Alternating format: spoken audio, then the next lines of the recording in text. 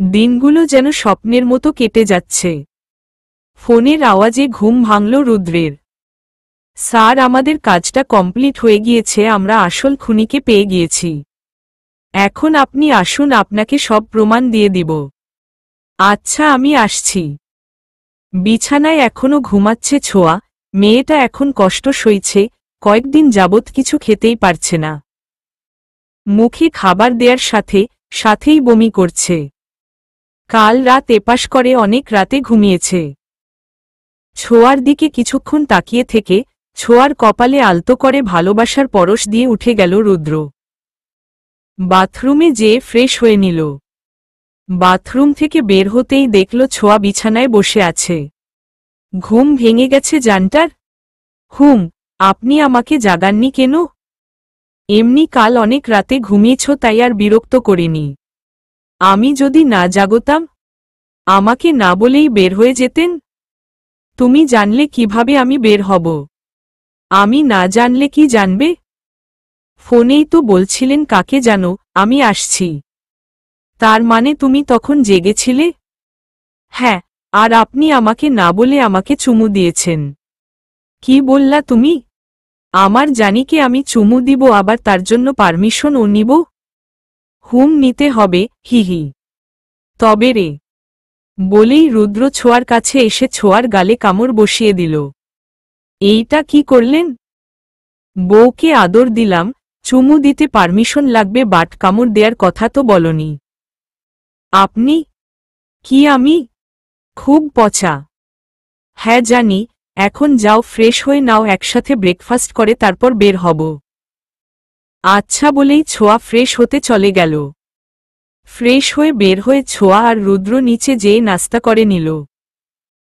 ছোঁয়া, আমার মানিব্যাগটা আনিনি, একটু রুমে আসো তো, মানিব্যাগটা খুঁজে দাও। আচ্ছা যাচ্ছি। ছোঁয়া রুমে যেতেই মানিব্যাগ খুঁজতে লাগল। কি খুঁজছ? আরে আপনি তো বললেন মানিব্যাগ খুঁজতে। কিন্তু মানিব্যাগ তো আমার কাছে, দুষ্টুমি হাসি দিয়ে। তাইলে আমাকে আনলেন কেন ডেকে?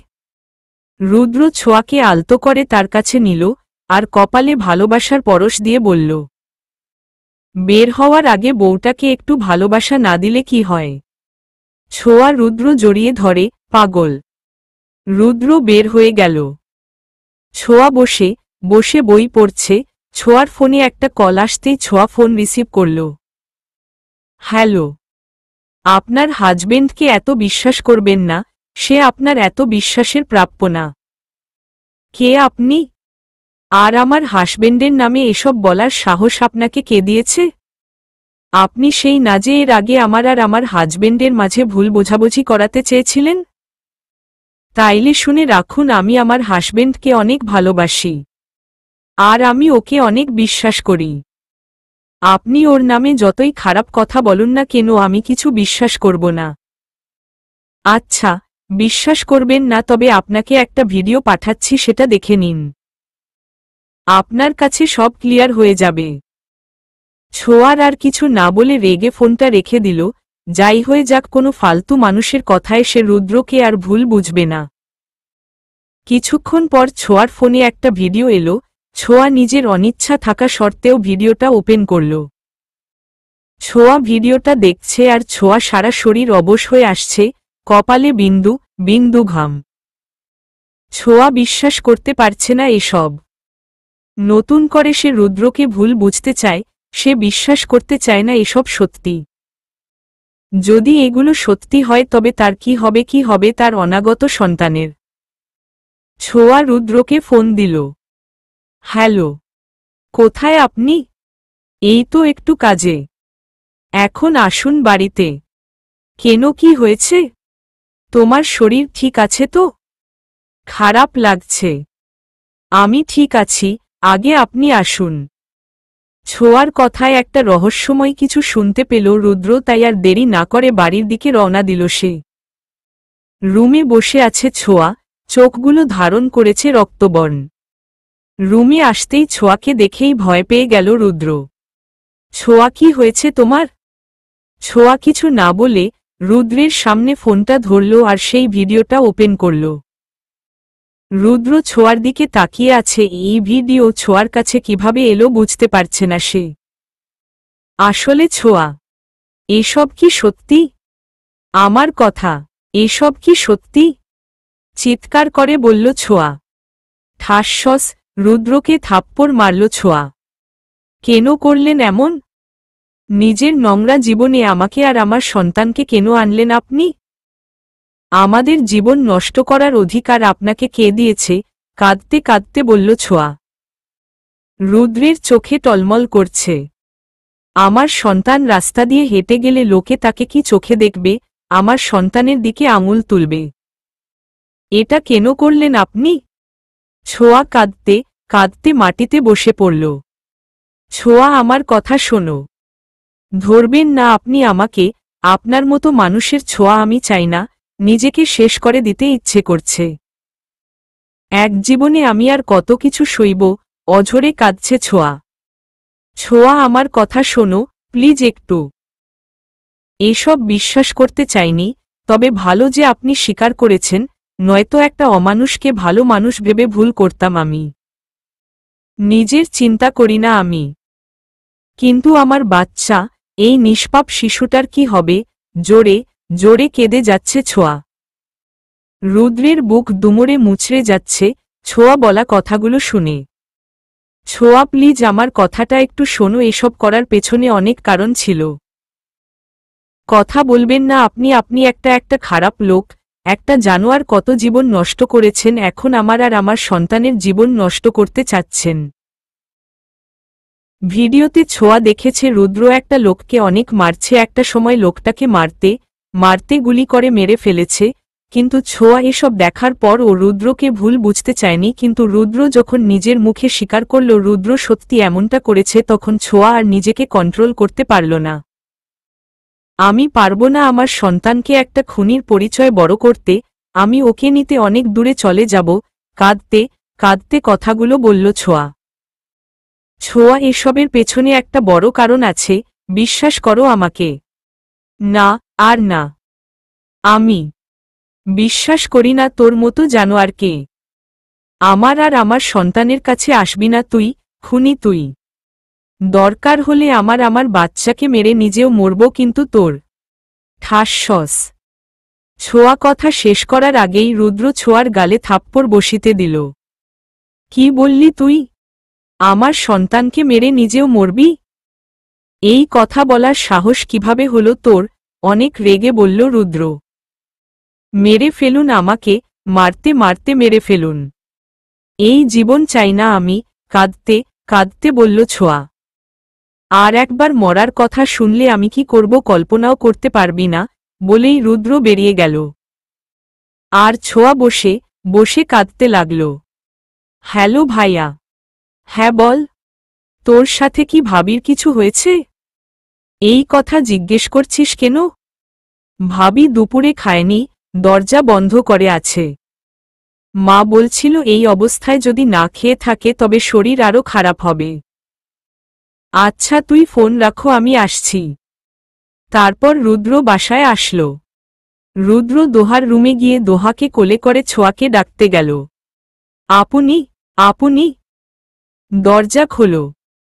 ছোঁয়া অনেকক্ষণ বসে রইল। দোহার এভাবে ডাক শুনে নিজেকে আটকাতে পারল না, তাই উঠে দরজা খুলল। আপনি, তোমার কি হয়েছে? আমার সাথে রাগ করেছ? না আপনি, রাগ করব কেন? তাইলে দরজা বন্ধ করে কেন ছিলে? আপনি, ঘুমিয়ে গিয়েছিলাম। লাল গোলাপ, যাও রোদেলা আপুকে বলো খাবার নিয়ে আসতে, রুদ্র দোহাকে বলল। দোহা রোদেলার কাছে গেল। ছোঁয়া রুমে এসে আবার বিছানায় বসল। আমার অপরাধের শাস্তি বাচ্চাটাকে কেন দিচ্ছ? আমাকে দাও। যত ইচ্ছা, কিন্তু আমার নিষ্পাপ বাচ্চাটার তো কোনো দোষ নেই। ছোঁয়া ছোঁয়া মাথায় হাত দিয়ে বসে আছে। ভাইয়া খাবার? রোদেলা। হ্যাঁ দিয়ে যা, রুদ্র। রোদেলা খাবার রেখে চলে গেল।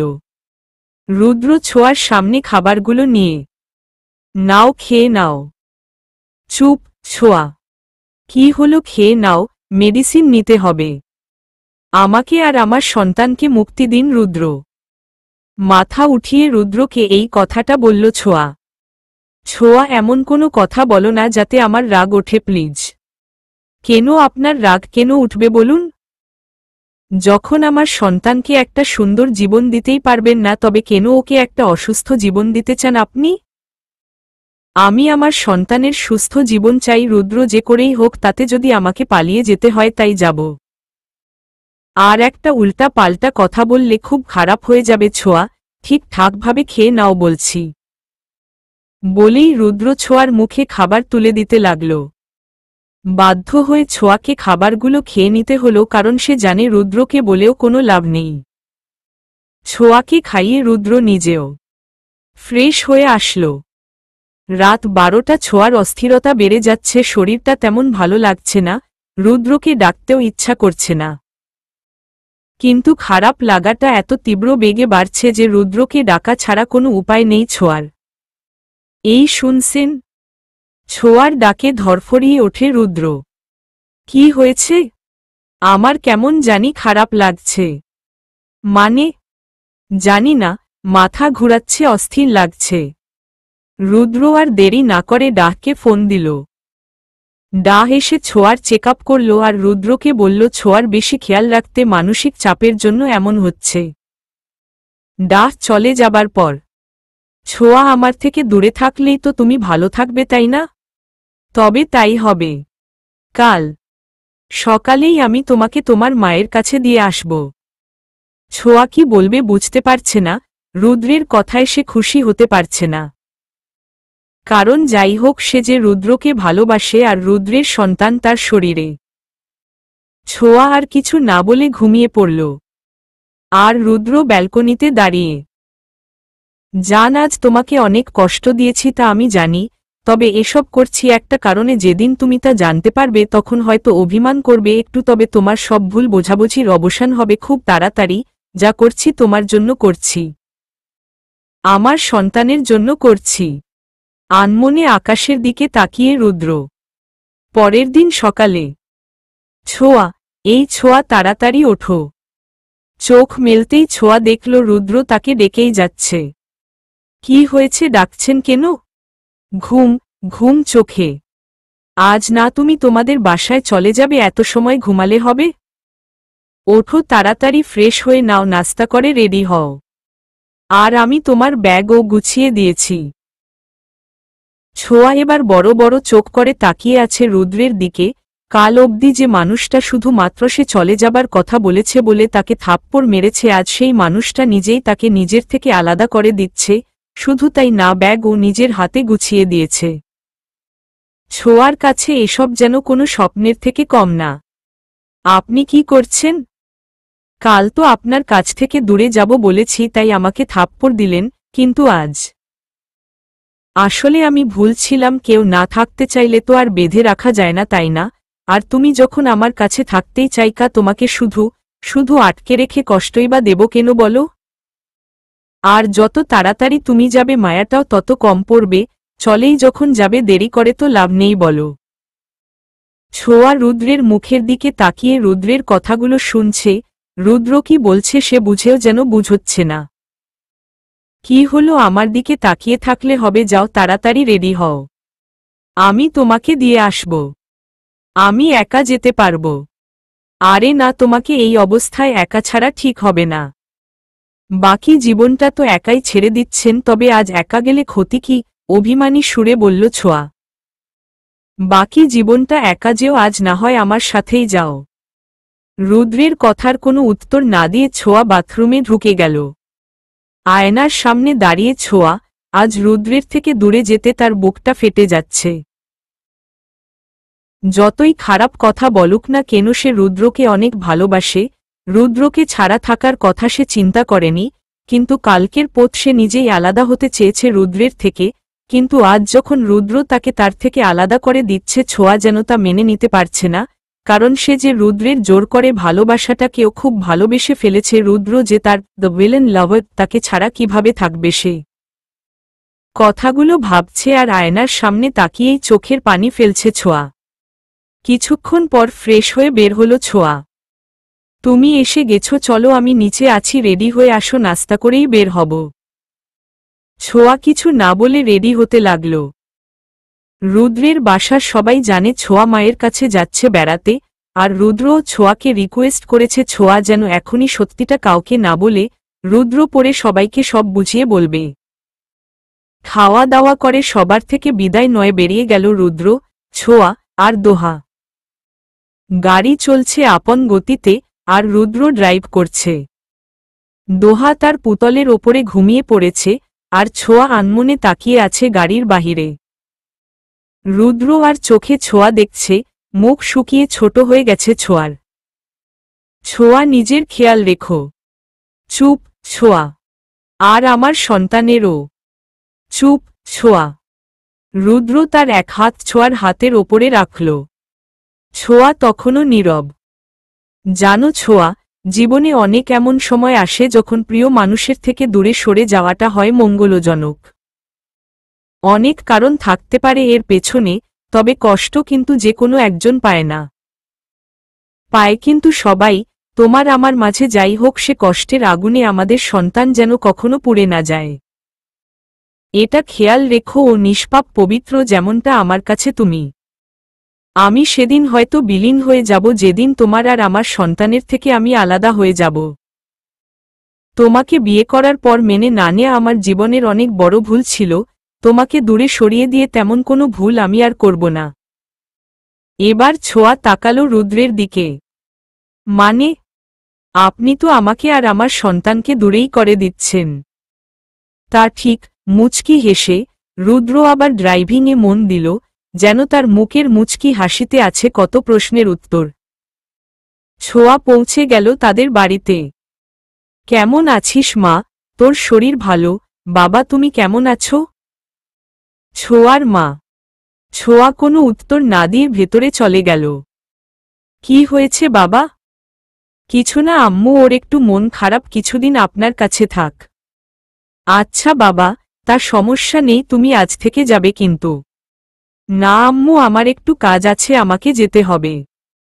থাকলে ভালো হতো বাবা। আসবো আম্মু। আম্মু মামা কোথায়? ও সকালে একটু বেরিয়েছে বাবা। ও আচ্ছা আম্মু, আমি আসি, ছোঁয়ার খেয়াল রাখবেন। আচ্ছা বাবা। ছোঁয়াকে বাসায় পৌঁছে দিয়েই রুদ্র বেরিয়ে পড়ল। ছোঁয়ার সাথে দেখা হলে হয়তো এখান থেকে আর যেতে ইচ্ছা করত না রুদ্রের। ছোঁয়া রুমে যেয়ে বিছানার সাথে হেলান দিয়ে চোখ বন্ধ করে বসে আছে। ছোঁয়ার মা রুমে এসে ছোঁয়াকে ডাকবে, তখনই ছোঁয়ার মায়ের মনে হলো ছোঁয়া হয়তো ঘুমিয়ে গেছে, তাই আর ছোঁয়াকে ডাকল না সে। ছোঁয়া সেভাবে চোখ বন্ধ অবস্থায় ঘুমিয়ে পড়ল।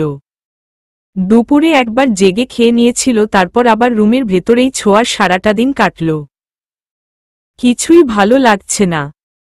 ফোনের রিংটোন বাজতেই ছোঁয়া ফোনের দিকে তাকাল।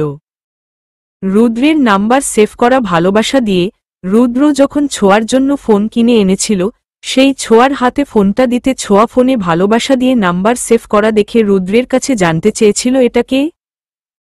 রুদ্র উত্তর দিয়েছিল তোমার পুরনো প্রেমিক। রুদ্রের এমন উত্তর শুনে ছোঁয়া সেদিন অনেক রেগে গিয়েছিল।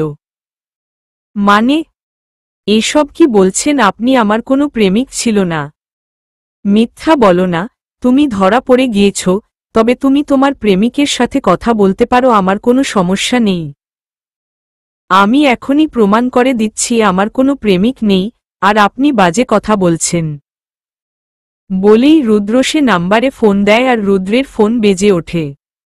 রুদ্র ফোন ধরে বলে, হ্যাঁ জান বলো, আমাকে অনেক মিস করছো আমি জানি। ছোঁয়া অবাক হয়ে তাকিয়ে, এটা তো আপনার নাম্বার। আমাকে মিথ্যা বললেন কেন? যে আমার প্রেমিকের নাম্বার? রেগে, আরে আমি তো তোমার প্রেমিক, পুরনো সে প্রেমিক যাকে ভালোবাসার অনুভূতি আগে জাগেনি তোমার, কিন্তু এখন তো জেগেছে তাই না? তার মানে আমিই তো তোমার পুরনো প্রেমিক হলাম তাই না? ছোঁয়া মুচকি হেসে সেই দিন রুদ্রকে জড়িয়ে ধরেছিল। দীর্ঘ ও কার রোনো কথা মনে করতেই ছোঁয়া মুখে হাসির রেখা ফুটে উঠল। ফোনের দিকে তাকিয়ে এসব ভাবতে ভাবতে অলরেডি দুবার ফোন কেটে গিয়েছে। বাস্ততে ফিরল ছোঁয়া, নিজেকে স্বাভাবিক করে আরেকবার ফোন আসতেই ফোন রিসিভ করল। হ্যালো, কি করছো? কিছু না, শুয়ে আছি। আচ্ছা ছোঁয়া, আমার হোয়াইট টি শার্টটা কই? এবার ছোঁয়া রেগে গেল। এই রাতে, এই জন্য ফোন দিয়েছেন আপনি? জানি কোথায় খুঁজে দেখেন বলেই ফোন কেটে দিল ছোঁয়া। আপনি কি আমাকে কখনো বুঝবেন না? আমার কত কষ্ট হচ্ছে আপনাকে ছাড়া, আর আপনি কি না? আর কখনো কথা বলবো না আপনার সাথে, কখনো না। এদিকে রুদ্র, আমি জানি জান খুব কষ্ট হচ্ছে তোমার, তবে তোমাকে শক্ত করার জন্যই এসব করছি জান। তোমার গলাটা শোনার জন্য আমার মনটা খুব ছোটফোট করছিল। আমি যদি তোমাকে বলতাম তবে তুমি অনেক ভেঙে পড়তে। একটু কষ্ট সইতে তোমাকে হবেই। তবে আর বেশি দিন না, খুব তাড়াতাড়ি সব ঠিক হয়ে যাবে। ছোঁয়ার ছবি দেখতে দেখতেই রুদ্র ঘুমিয়ে পড়ল। আপনি আপনি কি হয়েছে, এত সকালে ডাকছ কেন? আপনি 11টা বাজে। কি? লাফ দিয়ে উঠল ছোঁয়া। হ্যাঁ, মামা বলেছে আমাদের সবাইকে ঘুরতে নিয়ে যাবে, তাড়াতাড়ি উঠে ফ্রেশ হতে বলেছে। আমি যাব না, তোমরা যাও। আপনি তুমি না গেলে আমি যাব না, কাঁদো কাঁদো গলায়। আচ্ছা আচ্ছা আমি যাব। আচ্ছা তাইলে তাড়াতাড়ি রেডি হয়ে আসো। আচ্ছা তুমি যাও, আমি আসছি। দোহা যাওয়ার পর ছোঁয়া উঠে ফ্রেশ হয়ে নিল, তারপর নাস্তা করতে বসল। কিরে মা, তোর শরীর ঠিক আছে? হ্যাঁ মামা, ঠিক আছে। তারপর খাওয়া দাওয়া করে সবাই বের হল। শপিং মলে যে ছোঁয়া এক একটা জিনিস দেখতে লাগল, বাচ্চাদের খেলনা, বাচ্চাদের জামা, অনেক কিছু। দেখতে দেখতেই ছোঁয়ার চোখ গেল। রুদ্র আর রোজা কি যেন কেনাকাটা করছে আর হাসাহাসি করছে। ছোঁয়া সেদিকে এক পলক তাকিয়ে রইল, তার মানে এই জন্য রুদ্র তাকে মায়ের কাছে রেখে যেতে আপত্তি করল না। ছোঁয়া দাঁড়িয়ে না থেকে ওদের কাছে গেল। বাহ, এই জন্যই কাল আমাকে আম্মুর কাছে রেখে যেতে দ্বিধা করলেন না? ছোঁয়া তুমি?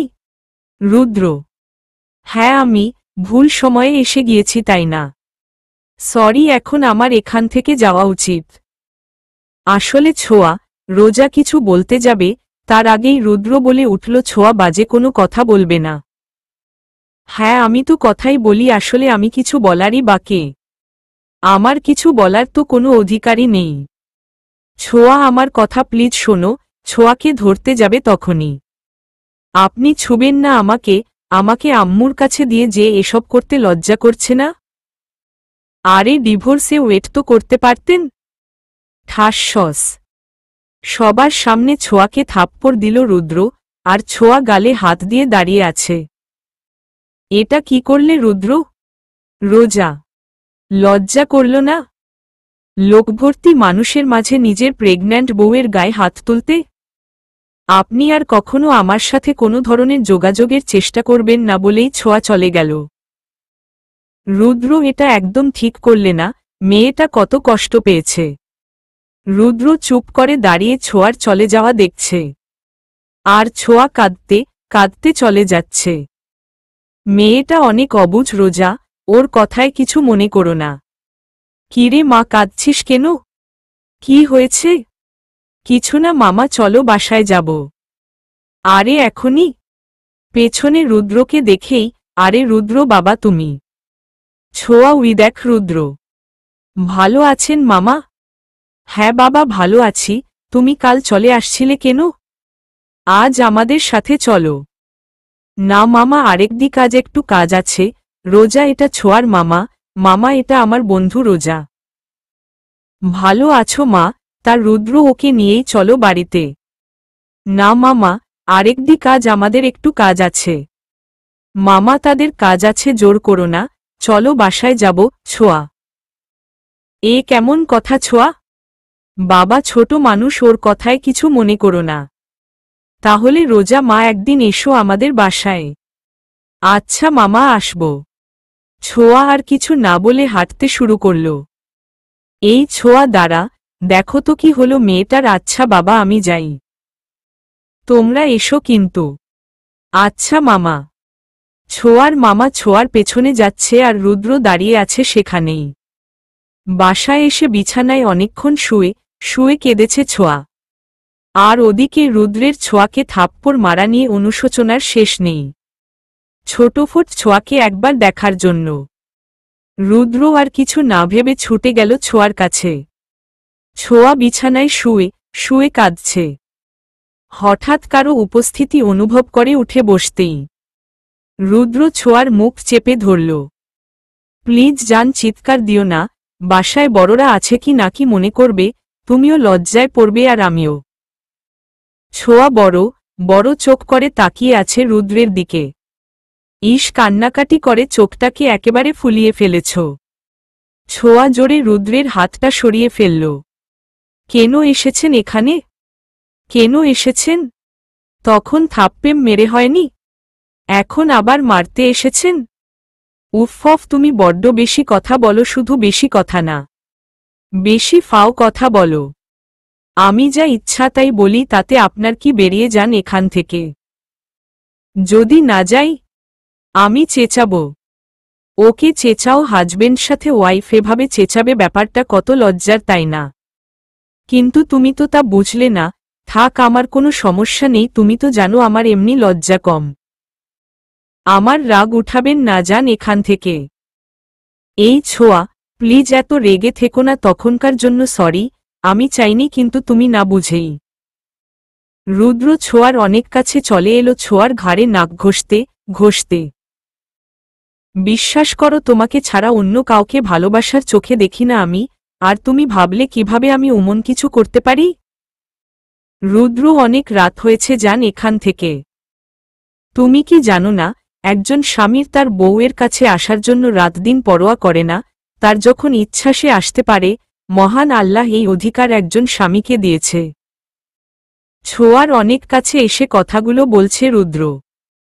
হ্যাঁ, আর সেই স্বামী যখন নিজের বউকে বাপের বাড়ি ফেলে অন্য মেয়ের সাথে হাসাহাসি করে ঘুরতে বের হয়, তখন সেটা কি? রুদ্র ছোঁয়ার ঘাড়ের থেকে মুখ সরিয়ে ছোঁয়াকে জড়িয়ে ধরল। তোমাকে কি করে বোঝাই ছোঁয়া? আমাকে কিছু বোঝাতে হবে না। ওকে বোঝাবো না, তবে কাল তোমার সাথে আমার দেখা হচ্ছে করতে। মানে? কেন? তুমি তো আমার সাথে থাকতে চাও না, তবে এই রিলেশনে নিজেকে আটকে রাখতে চাই না, তাই কালের একটা হেস্তনেস্ত করেই ছাড়ব। রুদ্র করুণভাবে রুদ্রের দিকে তাকিয়ে। আমি জানি তুমি অনেক খুশি। তুমি তো এটাই চেয়েছিলে। তাহলে আজ স্বামীর অধিকারে এখানে কেন এসেছেন? বাহরে, এতদিন একটা মেয়ের সাথে থাকলাম, কিছুটা মায়া তো পড়েই গিয়েছে, আর আজকেই তো শেষ দিন, তাই শেষবারের মতো ভাবলাম। ছোঁয়া রুদ্রকে ছেড়ে উঠে দাঁড়াল। আপনি এত খারাপ রুদ্র, ছি। আরে ছি বলার কি আছে? তোমার জন্য আর কতদিন এভাবে একা কাটাব? এরপর বিয়ে শাদী করে আবার নতুন করে সব শুরু করতে চাই। মানে? আপনি বিয়েও করছেন? কালকেই। এটা হতে পারে না। কেন পারে না? তুমি দেখো, কালকেই আমার বিয়ে হবে। আর শোনো, আগে থেকে আবার হাউমাউ করে কেঁদে এসব সবাইকে জানিয়ে দিও না, কাল সবাইকে নিয়ে করতে যাবে, আমি সবাইকে সবকিছু বুঝিয়ে বলবো। বলেই রুদ্র বিছানা থেকে উঠে বেরিয়ে গেল। আর ছোঁয়া আগের মতো সেখানেই দাঁড়িয়ে আছে। রুদ্রের বলা কথাগুলো যেন কানে বাজছে ছোঁয়ার। ছোঁয়া যেন আজ নিজেকে বিশ্বাস করতে পারছে না। তাকে পাগলের মতো ভালোবাসার লোকটা কাল থেকে অন্য কারো হয়ে যাচ্ছে, এটা যেন সে মানতেই পারছে না। তার কথা সে ভাবছে না, কিন্তু তার সন্তানের কি হবে? সে কি তবে বাবার আদর পাবে না? বাবার হাত ধরে কখনো চলতে পারবে না? হ্যাঁ, রোজা এই অবস্থায় ওকে প্রেশার দিতে পারবো না আমি। তুমি তো আজ দেখলেই ও কিছু না বুঝেই চিল্লায়, অবুঝের মতো করে, তবে এটা আর বেশি চলতে দেয়া যাবে না। আমি চাই না আমার ছোঁয়া আর আমার সন্তানের কোনো ক্ষতি হোক। ঠিক বলেছ, এসব শেষ হওয়া দরকার। পরের দিন সকালে ফোনের আওয়াজে ঘুম ভাঙল ছোঁয়ার মামার। হ্যালো মামা। রুদ্র। মামা, ছোঁয়াকে নিয়ে এখনই করতে চলে আসুন, বিশাল গণ্ডগোল হয়ে গিয়েছে। কি হয়েছে বাবা? মামা প্রশ্ন করার সময় নেই, আপনি আগে আসুন। আচ্ছা বাবা, আমরা সবাই আসছি। ছোঁয়ার মামা সবাইকে ডেকে এক করল আর সবাইকে নিয়ে করতে রওনা দিল। ছোঁয়া আনমনে বসে আছে, কারণ সে জানে কি হতে যাচ্ছে। আজ সে তার সন্তানের পিতার থেকে আলাদা হতে যাচ্ছে। রুদ্র একদিন বলেছিল মরণ ছাড়া তার থেকে ছোঁয়াকে কেউ আলাদা করতে পারবে না। ছোঁয়া আর ওর সন্তানকে নিয়ে রুদ্র এক স্বপ্নের ঘর বাঁধবে, যেখানে থাকবে না কোনো ভুল বোঝাবুঝি, থাকবে কোনো রাগ। তবে আজ কি হলো, আজ তারই চোখের সামনে রুদ্র অন্য কারো হয়ে যাবে, তার দাঁড়িয়ে দেখা ছাড়া আর কিছুই করার থাকবে না। ছোঁয়া চোখের কোণে আজ বিন্দু জলগুলো যেন বাধাহীন হতে চাইছে। গাড়ি ব্রেক করতেই বাস্তবে ফিরল ছোঁয়া। সামনে তাকাতেই রুদ্রের দিকে চোখ গেল ছোঁয়ার। রুদ্র আজ ব্লু কালার পাঞ্জাবি পরেছে, ছোঁয়ার পছন্দের কালার। তবে রুদ্র কখনো পাঞ্জাবি পরতে চায় না, আজ হয়তো অন্য কাউকে নিয়ে নতুনভাবে জীবন শুরু করবে, তাই এই পাঞ্জাবিটা পরেছে। তাই বলে ছোঁয়ার পছন্দের কালারটাই কেন পরতে হবে? কালারের কি আকাল পড়েছিল নাকি? নাকি ছোঁয়াকে দেখাতেই তার পছন্দের কালারের পাঞ্জাবি পরা? রুদ্রের দিকে তাকিয়ে এসব ভাবছে ছোঁয়া। রুদ্র ছোঁয়ার দিকে তাকালো না, ছোঁয়ার মামার সাথে কথা বলতে ভেতরে গেল। ছোঁয়া আর ছোঁয়ার মা ও তাদের সাথে সাথে ভেতরে গেল। মামা, ছোঁয়া এটা কেমন পাগলামি করল বলেন তো? ওর কথা না ভাবুক দোহা, দোহার তো একটা ফিউচার আছে, তাই না? কি হয়েছে বাবা? ছোঁয়ার মা, আসলে আম্মু, ছোঁয়া ওর সব সম্পত্তি এতিমখানা দান করে দিয়েছে। আমাকে আমার এক পরিচিত এসব ফোন করে বলেছে, তাই তো আপনাদের সবাইকে ডাকলাম। ততক্ষণে ছোঁয়ার পেছনে রোজা এসে দাঁড়িয়েছে। ছোঁয়া রুদ্রের কথা কিছুই বুঝতে পারছে না। রুদ্র এসব কি বলছে নিজেও জানে না। ছোঁয়া কিছু বলতে যাবে, তখনই রোজা ছোঁয়ার কানে ফিসফিসিয়ে বলল, ছোঁয়া, যা হচ্ছে হতে দাও, কিছু বলো না, একটু পর সব বুঝতে পারবে। মানে, এসব কবে করল ছোঁয়া, যার জন্য এত বছর ধরে এই দুটো মেয়ে লালন পালন করে বড় করলাম, আরও আজকে শুনে সে জিনিসই নাকি অন্য কারো নামে হয়ে গিয়েছে? তার মানে আমার এত বছরের কষ্টের কোনো দাম নেই?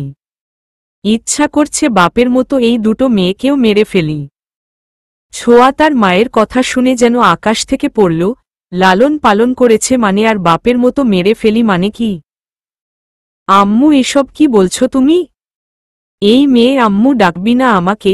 আমার সব প্ল্যান শেষ করে দিয়ে আম্মু ডাকা হচ্ছে? মা জন্ম দিয়ে মরেছে, ভেবেছি তোদের বাপকে বিয়ে করে সম্পত্তির মালিক হব, কিন্তু তোর বড় বোন পালিয়ে যাওয়ার পরে তোর বাপ সে রাতেই ঠিক করল সব সম্পত্তি রুদ্রের নামে করে দেবে, কারণ তোর সাথে রুদ্রের বিয়ে হয়ে গিয়েছিল।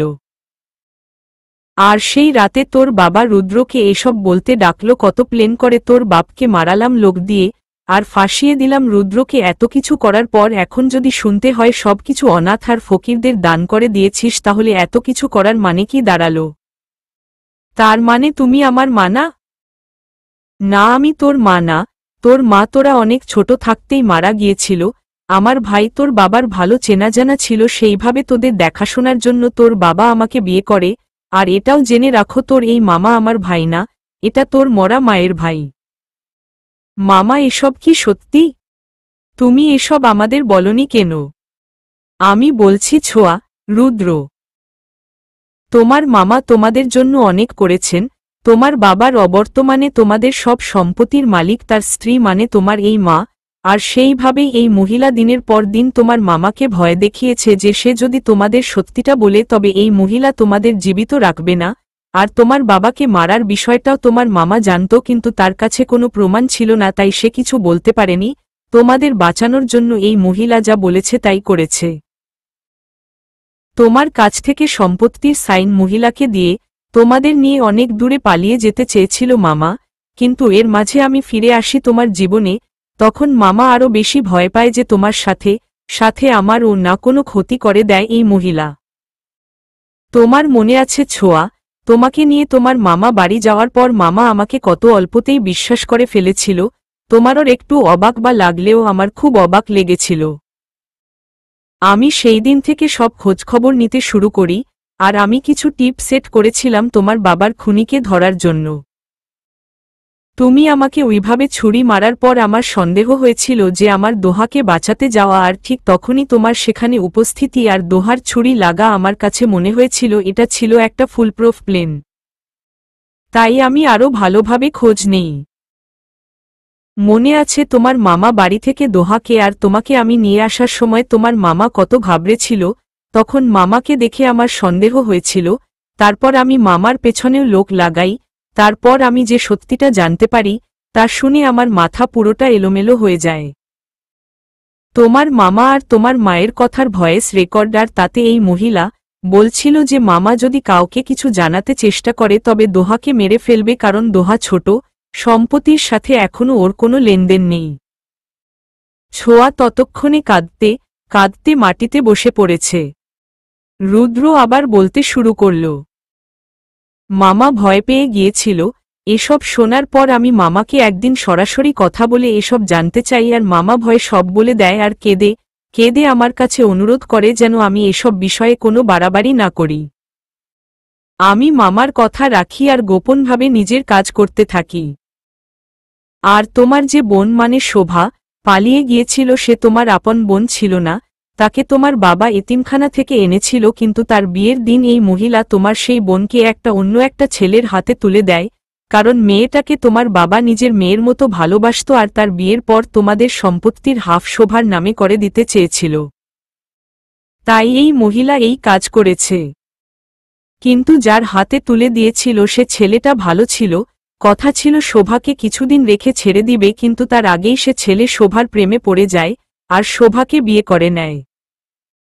শোভা তোমাদের সাথে দেখা করতে আসতে চেয়েছিল, কিন্তু মামা ওকে তোমার বাবার মারা যাবার কথা জানায় আর সব ঘটনা জানায়। তাই শোভা আর আসেনি, কিন্তু তোমাদের খবরাখবর রাখে একজন বড় বোনের মতোই। আর তোমার মামা মাঝে মাঝেই ওর সাথে দেখা করতে যায়।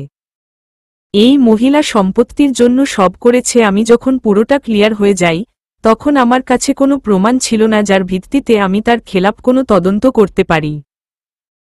তাই আমিও একটা প্ল্যান করি। আমার অফিসের এই লোকের সাহায্য নিয়ে সে ভিডিও বানাই, যা শত্রু সেজে তোমাকে পাঠাই। কারণ আমি তোমাকে সরাসরি সব বলতে চাইলে তুমি আগেই ভেঙে পড়তে, আর তার জন্য বড় কোনো ক্ষতিও হতে পারত। তাই আমি ইচ্ছা করে তোমাকে আমার বিরুদ্ধ করি, ভুল বুঝাই। আর আমার প্ল্যান মাফিক তুমি ভুল ও বোঝো। তারপর তোমাকে তোমার বাড়ি দিয়ে আসা, আমার তোমাকে ডিভোর্স দেওয়ার কথা, সবই ছিল একটা প্ল্যান। আর সেদিন শপিং মলে আমার আর রোজার যাওয়ার কারণ তুমি ছিলে। সকালে আমি মামাকে বলি তোমাকে নিয়ে আসতে, কারণ আমি এই মহিলাকে বিশ্বাস করাতে চেয়েছি যে তোমার সাথে আমার দূরত্ব বেড়ে যাচ্ছে। আর তোমার শপিং মলে করা সেই সিন ক্রিয়েট করাও চেয়েছিলাম আমি, কারণ আমি দেখছিলাম দূর থেকে এই মহিলা আমাদের দেখছে। কিন্তু তুমি কান্নাকাটি করে নিজের আর আমার সন্তানের ক্ষতি করছিলে, যা আমি মেনে নিতে পারছিলাম না। তাই এই খেলাটা আজই শেষ করার সিদ্ধান্ত নিলাম। আর আমি জানি যে সম্পত্তির জন্য এত কিছু করেছে, সে যখন জানবে সেই সম্পত্তি এখন এতিমখানায় ডোনেট হয়ে গিয়েছে তখন তার মাথা ঠিক থাকবে না। আর দেখো আজ তাই হল। এই মহিলা সবার সামনে নিজের দোষ স্বীকার করল। তার মানে এসব প্ল্যান ছিল। আমি তোদের কাউকে ছাড়ব না, চিৎকার করে বলল সেই মহিলা। আপনার আর কাউকে ছাড়া লাগবে না, এখন পুলিশ আপনাকে ছাড়বে না। এত পুলিশ ঘিরে ধরেছে মহিলাকে আর কারাগারে বন্দি করার জন্য নিয়ে গিয়েছে তাকে। ছোঁয়া বসে বসে কাঁদছে। তাদের সাথে বড় ধোঁকা হবে কখনো ভাবতে পারেনি সে। ছোঁয়া যা হয়েছে তা হয়েছে, এতে তোমার কোনো দোষ নেই। এখন তোমাকে দোহার খেয়াল রাখতে হবে। ছোঁয়া রুদ্রকে জড়িয়ে ধরে কান্না করে দিল। আমাকে মাফ করে দিন, আমি আপনাকে অনেক ভুল বুঝেছি, অনেক কষ্ট দিয়েছি। রুদ্র ছোঁয়াকে শক্ত করে ধরে রাখল। আরে তোমরা তাড়াতাড়ি ওঠো, রোজা, ওদিকে সব রেডি। এখনই তোমাদের বিয়ে হবে। ছোঁয়া মাথা উঠিয়ে জিজ্ঞেস করল, মানে আমাদের বিয়ে? কাল তোমাকে বললাম না আজ আমার বিয়ে? হ্যাঁ আজই তো, তাড়াতাড়ি ওঠো। মানে আপনি এসব কি বলছেন? আমি তো কিছুই বুঝতে পারছি না।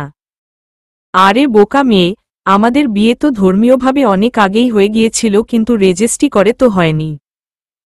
তাই আজ সেটাও হয়ে যাবে। ছোঁয়ার মুখে এক চিলতে হাসি, আপনিও না? হ্যাঁ, কি আমি?